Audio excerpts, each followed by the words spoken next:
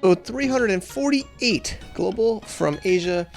Today we're talking about shipping and 3PL during this pandemic that seems to never end, and a little bit of a bonus storytelling of friends and cross-border business associates that have been through quite a year after the main show. Let's tune in today. 348. Welcome to the Global from Asia podcast, where the daunting process of running an international business is broken down into straight-up, actionable advice. And now, your host, Michael Michelini. Again, thank you all for listening, viewing, watching. That's my hair. I'm going to do my favorite stuff with the audio only later, the old school stuff. But today we got a little bit of a snippet. We had a great GFA VIP mastermind session. Marshall Taplitz came on, shipitdone.com. A friend of mine, he's a China veteran, American in China veteran, I think 17 years. One of the first friends I made in Shenzhen back in the day. And he is back in the States, and he set up a 3PL, and he's still a huge Amazon seller, and he's giving us some insights to his perspective. He landed there right before the pandemic started, and they've been doing some interesting things. So we're going to talk about, a little bit of the crazy things that happened in the last year. They restricted shipping into Amazon in March 2020, and, things that have been adapting and evolving in omni-channel and inventory decisions and strategies for distribution.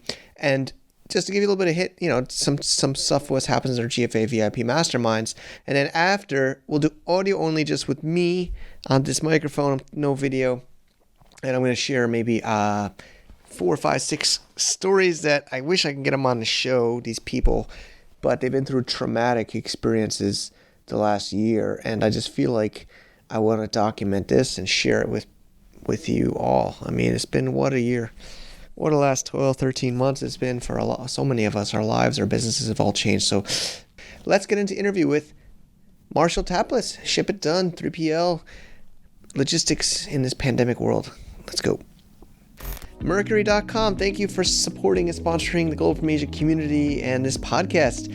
They are a great solution for USA banking.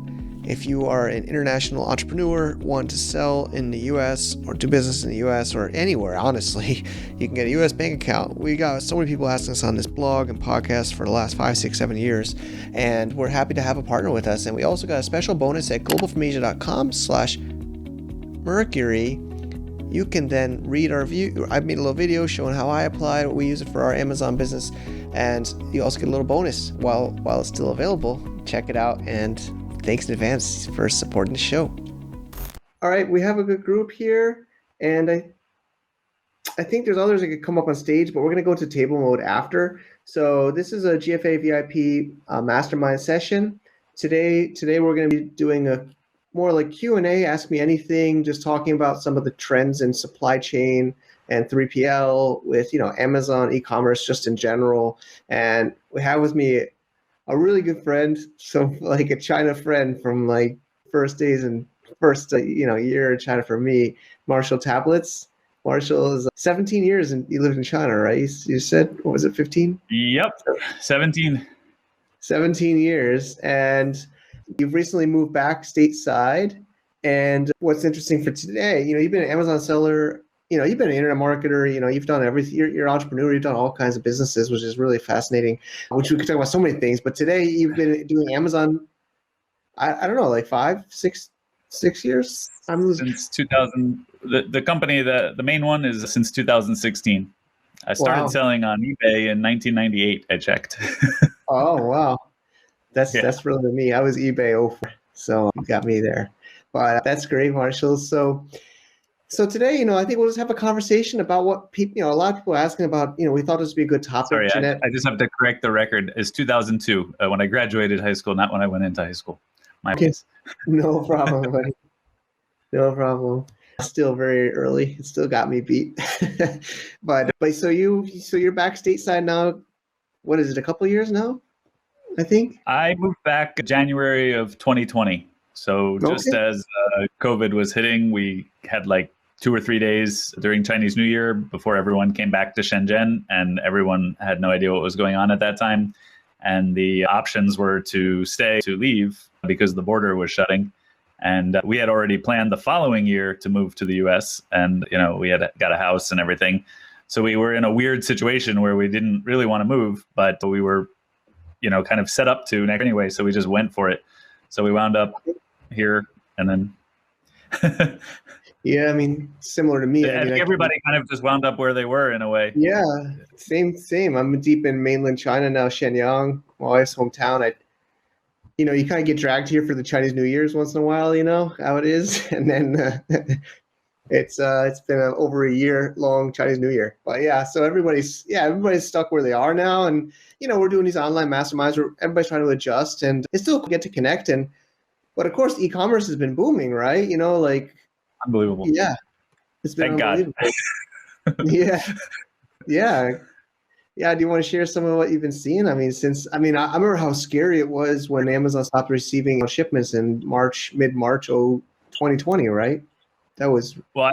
I think the interesting part is from the supply chain perspective. So we already know costs were going up in China, and it was getting harder to find good buyers, and you needed higher MOQs, and it was all there, but it was kind of evolution, right? But with the supply chain stuff going on now, it's really a container can be $8,000 at the wrong time. You can get stuck if you're going to Europe, on the Suez. I mean, the West Coast of the United States is completely backed up, and Amazon is not making it any easier with their limits and all this. So, it was hard enough to run the business, just as an Amazon seller, and just assuming your freight forwarder could, get you there kind of DDP and have you, have a warehouse that dealt with it or shipped it indirectly or whatever you needed to do. But now it's just way complicated. You've got to manage all the things that are changing all the time, and you can't manage them all. And so what I think is people are starting to go look for alternatives. And I don't know how long I'm allowed to talk for, but I can keep going if you want, or if you have another question. Yeah, I think maybe I could keep some questions. So yeah, I told some of the people here that I'm using you're just getting started with your service. I feel people have to use third-party fulfillments now. Like you said, the limitations of Amazon, right? So what's what's a common trend you've seen with sellers, now with I think the big one is the Amazon limitations, right? So what's the strategy you see? So I'm gonna do my best to not self-promote, because that's not the purpose of this. I just want to share my expertise. But with the Amazon sellers who are just getting started, especially, are really having a tough time, because they have they're only allowed 200 or something now items for new items. So if you're not big, you already need a 3PL. Whereas you didn't need one before until you were bigger. But now, if you only ship 200 to Amazon, you've gone through a whole lot of work for what? I mean, you have no ammo, you've got no product. If it's well, you're out of stock, and if it doesn't sell well, you don't have any ammo to give to giveaways and pushes and whatever else you want to do to launch the product. So yeah, it's really tough, and so it's pushing people right into a 3PL. And, they find out very soon from there, unfortunately, that the cost of the 3PLs in California are very expensive for obvious reasons. And even worse, they're not e-commerce, specialized. And they don't know an ASIN sticker from an SKU sticker from a carton label. They don't have a clue. And you're not even getting the same people that are working on your things, and the processes are not. So it's causing a lot of problems and a lot of extra costs for people. It's a real problem. Yeah. So I'll share my strategy. We're still just getting started. We're going to do 40 different listings at once with a factory I partner with Thailand. And yeah, like you said, the limit right now is for new sellers in Amazon's 200 units. It's called IPI, right? Inventory Performance Indicator. And they don't let you send more because they want to see how your sales are, right? So once your sales kind of improves, they'll let you put more or send more into Amazon to sell. So what we're doing is we're sending stuff to Amazon directly, and we're also sending stuff to you to hold. And then, it's actually making me think. We're talking about this. It makes you almost go multi-channel from the beginning because you already have the stuff somewhere else ready to go.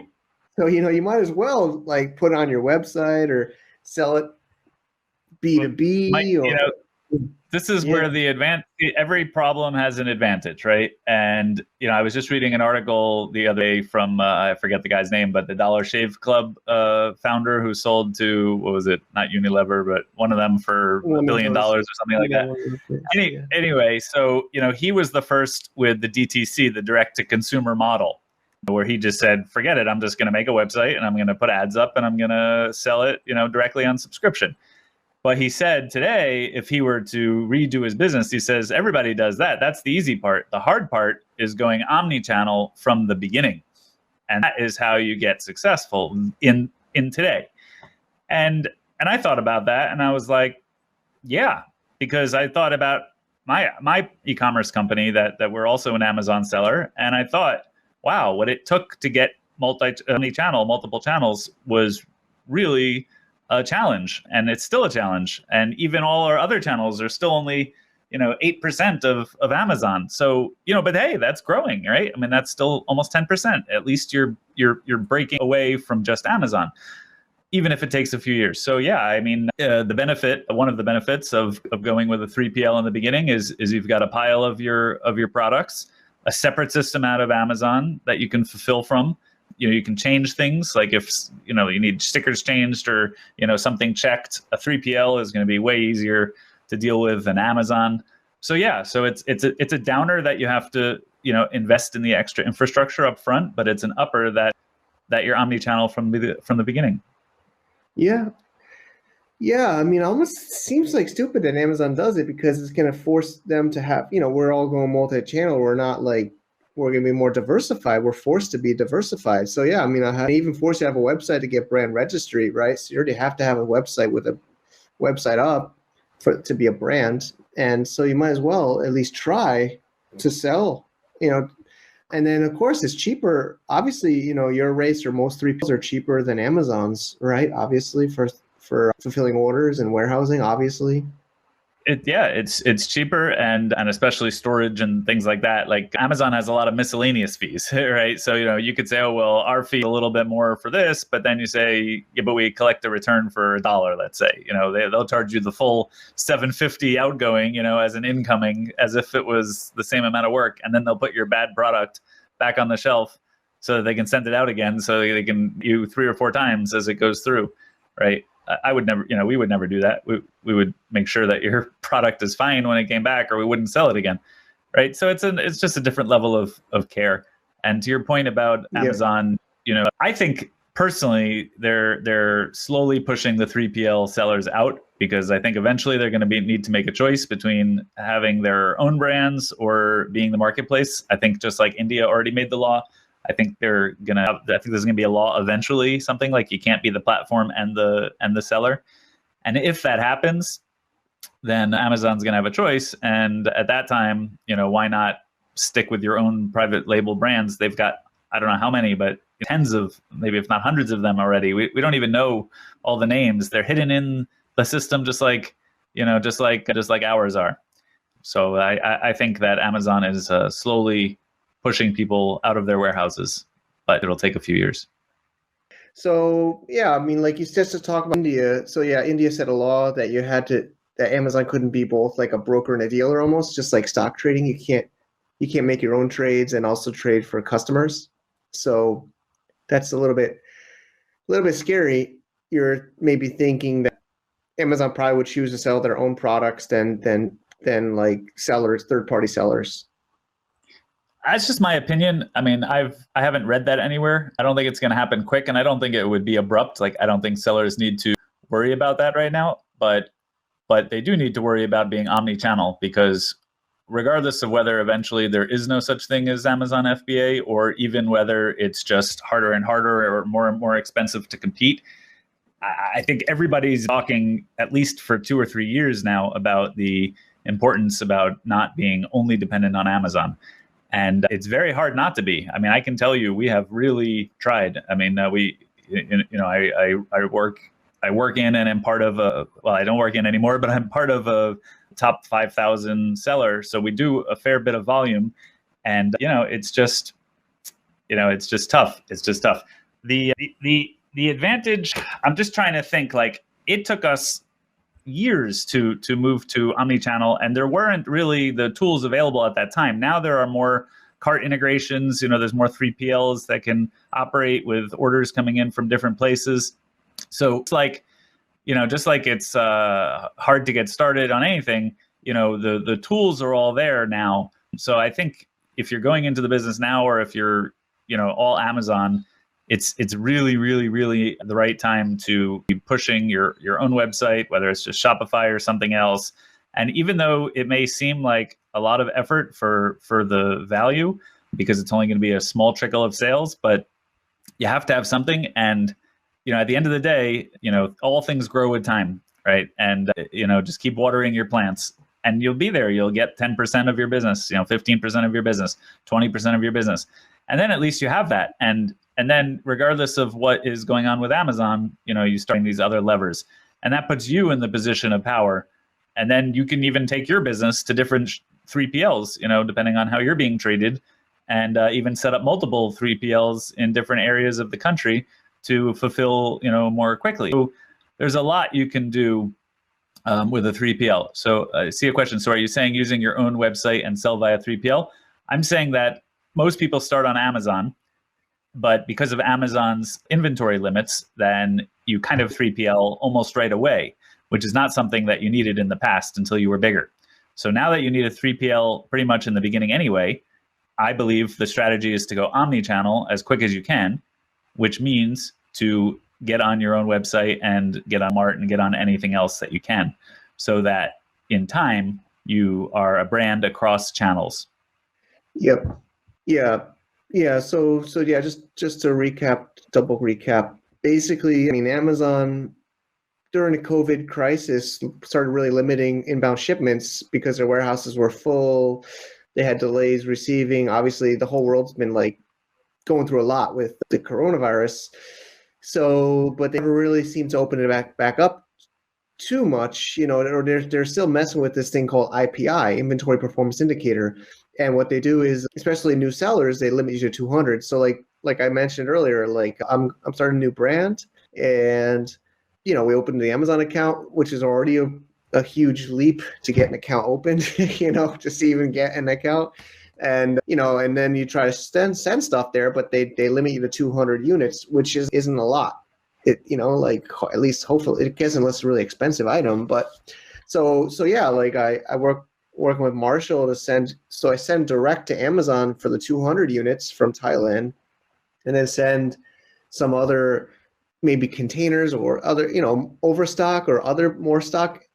But then what the point is, why just let it sit there like a warehouse? Why not actually sell from there? Why not actually sell on your Shopify site? Why not sell on Walmart? Why not sell on other platforms? So that's what's been happening this year, especially. So that's why Marshall's been, how's business? People are, I know you've been working with, you do it yourself, and you also have clients. How is it going? Like, what do you see?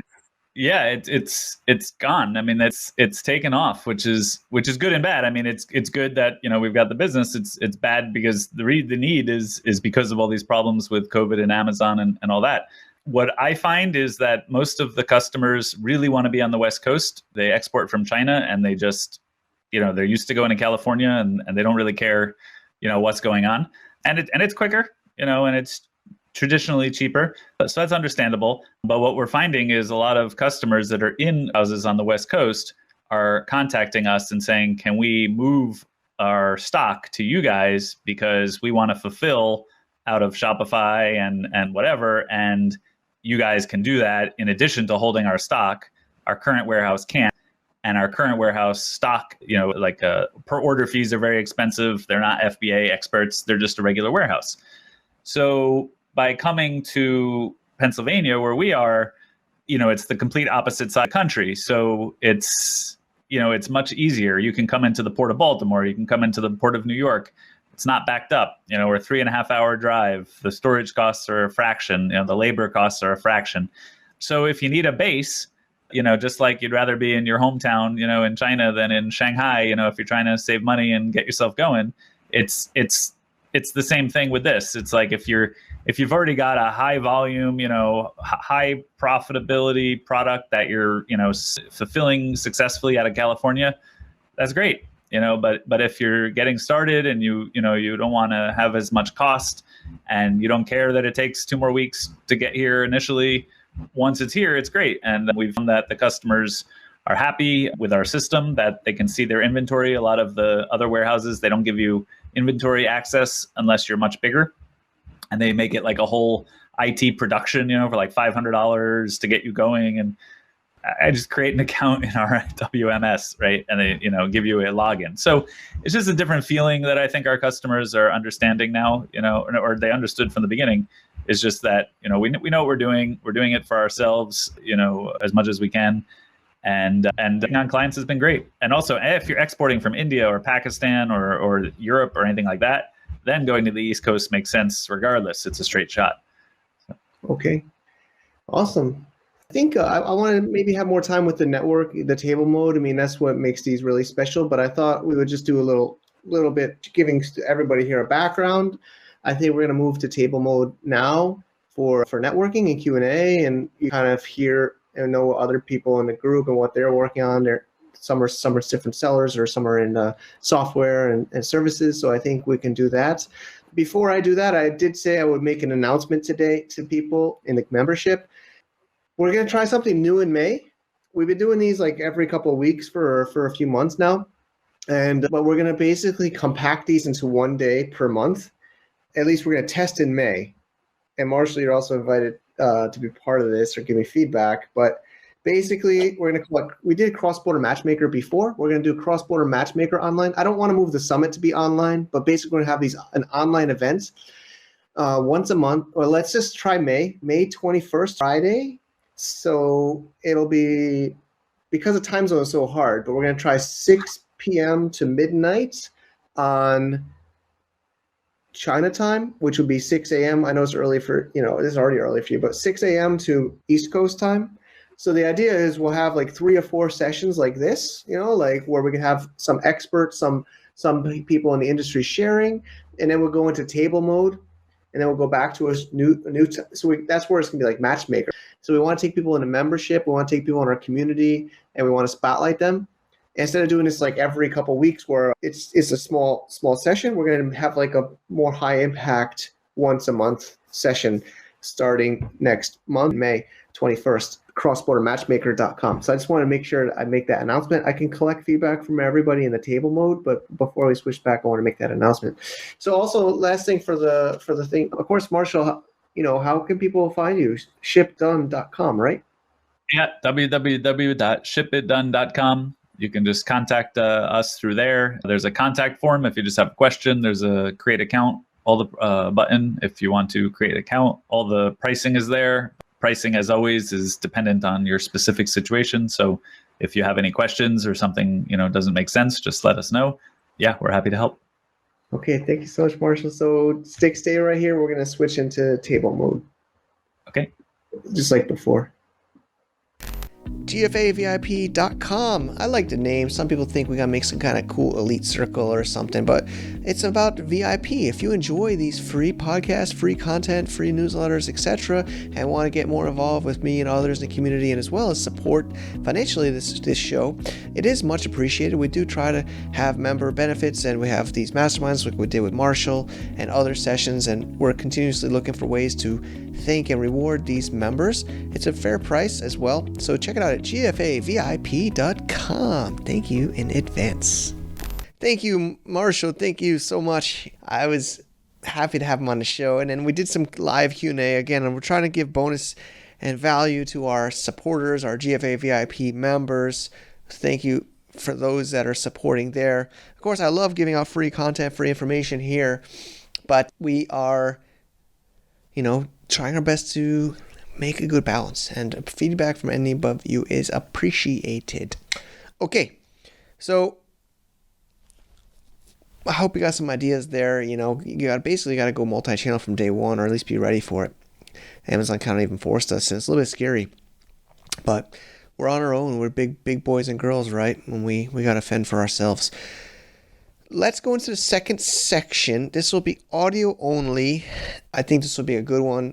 I'm going to spend a little bit of time. I might rant. It'll be a little bit of a longer blah, blah, blah session. But I'm going to give some stories and some insights of what I've heard and experienced. Well, you guys know my story, but some other crazy stories. People getting married, some traumatic deaths, some businesses changed, some separation from families, visas, etc. So it's an interesting one, and I'm gonna share anonymously because I couldn't get them to share with us on the show. So I hope you enjoy this special little bonus. I want to kind of document this for everybody, and let's all appreciate that we're making it through this in really crazy year. Okay, let's do this. All right, I'm on a microphone. Don't get that video on me. I don't know. I still prefer audio only. I feel more of a connection. Get your hot cup of cocoa, marshmallows. Let's share some stories, some war stories. I love this community. I love this international business world. And, we all knew it would be risks traveling away from our home countries, opening up companies, making business relationships, making friendships, love relationships, having children, structuring companies, investing, apartments. So I have a few stories. Over the last year or so, we have had some people sharing with us their stories, but some have really juicy ones that they just don't want to come on. So I feel like it's been over a year since the pandemic started, and I keep hearing these crazy stories, and I feel like they should be shared. So I can't share their names, and I'm trying to not share identifying information. But let me just go down a list I have here. Okay, maybe some of you will be able to figure out some of these people, I'm thinking, but I'm gonna try. I'm gonna try to share without revealing information. A lot of people do business in Southeast Asia and in mainland China. I mean, myself included. I was in Thailand for a while and Philippines for a while. And I was so lucky to make it into China just before the border closed. I mean, they only gave us 2 days notice. So friend one, member one, or, community member one, he was, I think it was Chinese New Year holiday in some islands in Southeast Asia. And of course the pandemic came and he wasn't sure, should he go back or not, or should he wait? Myself included, I was in the Philippines, was thinking the same thing. Do I wait? Do I go? So he waited, and similar timing as me, he came back, but he didn't pick to fly into mainland China. He flew into Hong Kong, which many of us, especially down in South China and Shenzhen and Guangzhou area, often fly into Hong Kong. Figure do the quarantine there and then just cross over. So he lands around the same time as me in late March 2020. And we were actually talking. We were having calls about our quarantine differences and, trying to keep us both occupied and positive. And then, I don't know what day it was, but there was an announcement that the mainland China, Hong Kong border was going to be closing. And I think it was they gave us 2 days notice. And he was in quarantine, and maybe halfway through his quarantine. So when we were talking about it, I'm like, man, I don't know what you can do. He's like, I can't get out of quarantine and I can't go. So he couldn't go. And he's like, well, I guess they'll open the border soon. He was trying to get somebody to give him a job to get to China. He was trying to, figure out how to get married to his Chinese girlfriend so that he could go in. He was trying to figure out business deals, paperwork, meeting all these people in Hong Kong. I was making some introductions. Nothing seemed to work. He did a online MBA.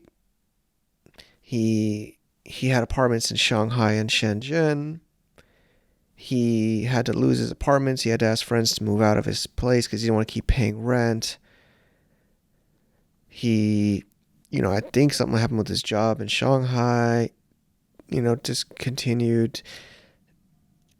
And now he somehow got into Shenzhen recently, and he is getting married to his girlfriend and going to Australia.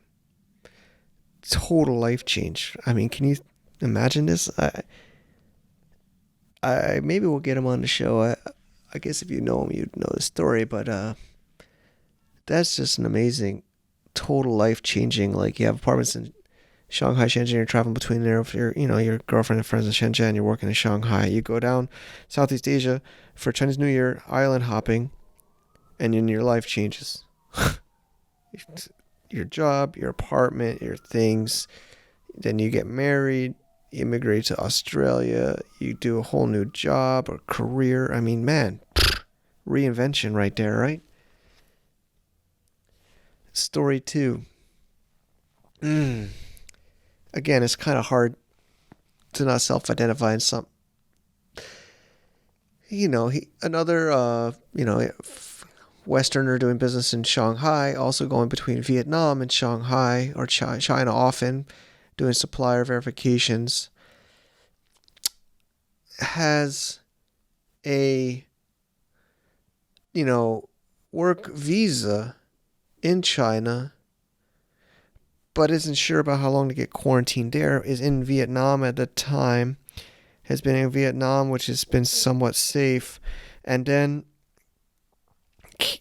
if he doesn't go back to China soon, his work permit will expire, because I think it's a yearly thing that you got to renew, and you got to do it in person, or if you don't do it, you'll lose it, and it'll be really hard to get another one.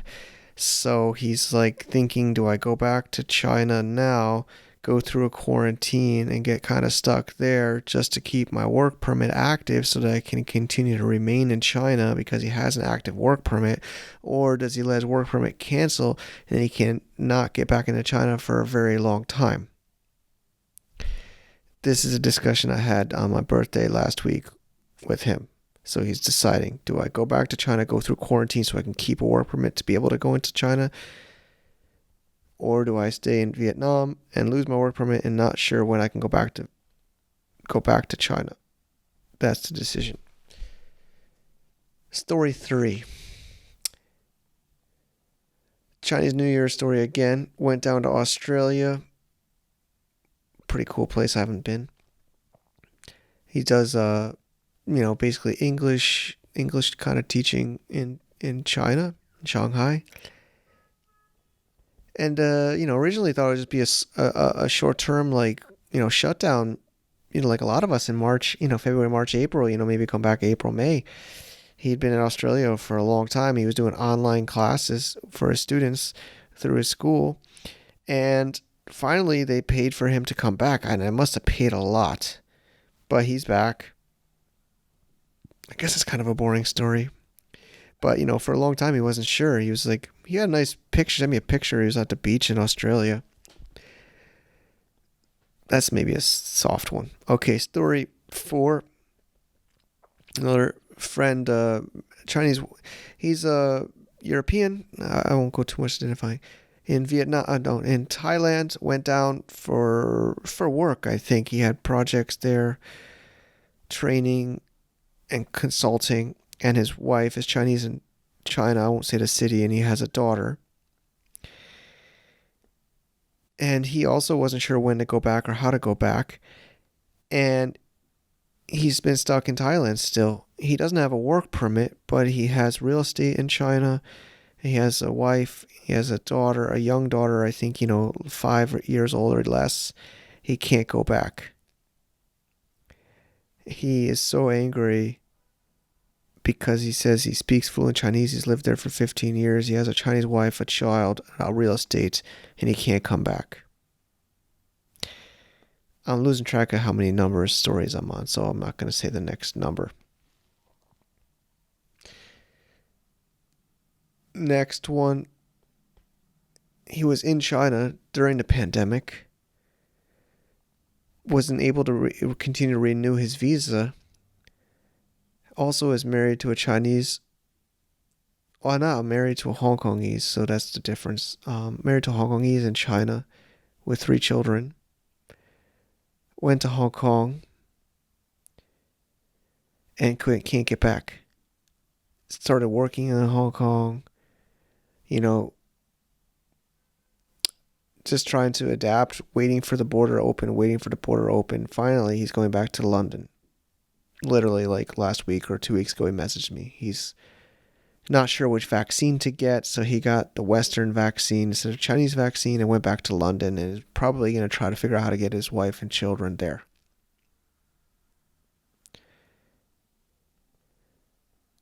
Okay. Trying to think. I think that's maybe enough stories for today.